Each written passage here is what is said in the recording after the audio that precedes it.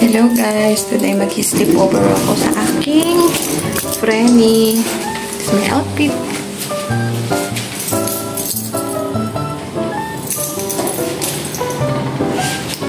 Hello guys! Assalamualaikum! Kamusta na? Ayun lang ulit ako nakapag-vlog kasi sobrang busy ang person. Kaya guys, samahan niyo akong araw na to kasi may pupuntahan tayo. Doon ako matutulog kay Beshi ngayong gabing to kasi kinabukasan day off ko. Guys, fast forward nga, kagigising lang namin ni Beshi niyan. 5 AM na yan ng madaling araw. Sobrang aga namin gumising. Nag-prepare pa kasi kami ng dadalhin namin pagkain. Pupunta kami sa Sapa, malapit dito lang sa amin. Ayan, nagluluto si Beshi ng sopas. Sobrang antok pa ako niyan guys. Tingnan nyo naman siya. Gising na sanay kasi siya gumising ng maaga. Eh ako, ang gising ko tanghali na kapag araw ng day off. Ayan guys, nagluluto si Beshi ng sopas. Amoy pala, mukhang masarap na. Kaya naman excited na talaga akong umalis para makakain nitong niluto niya. Ayan guys, nagluluto siya. Pampagulo lang ako dyan. Nagluluto din siya ng hotdog para kahit papano may ulam kami. At syempre, magluluto din siya dyan ng fried rice. Kaso hindi ko na nabidyohan guys.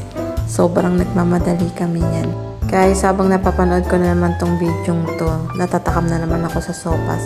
Sobrang sarap kasi magluto talaga ni Beshi. Sopas guys. Ayan guys, paalis na rin kami niyan. Sa totoo, in-invite ako ni Beshi at yung kasamahan niyang Indiana.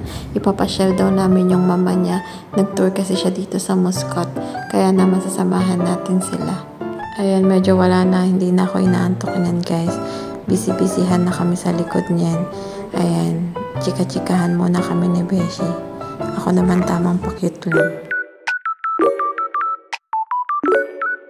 Guys, nandito na nga kami sa location pero mukhang walang tubig ang Sapa. Guys, so sobrang init. Wrong timing kami.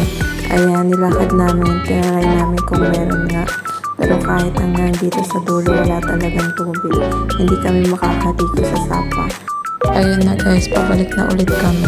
Magdadagat na lang kami kasi as in wala talagang tubig. Nakikita nyo naman dyan. Ayan, sobrang tuyot yung lupa. Puro bato. Wala talaga. Sayang. Ayan, change location na kami guys. Pero okay lang kasi meron din naman malapit na dagat dito. Sobrang ganda din doon. Kaya yun na lang pupuntahan namin. Doon kami kakain at magtatampisaw guys. Samahan nyo kami. Sobrang ganda naman talaga ng mga dagat dito sa Muscat. Guys, hindi ka mananawa. Talaga naman sobrang linis. Sobrang ganda. Ayan, nag-emote-emote muna ako dyan. At binibidyoan ako ni Freddy.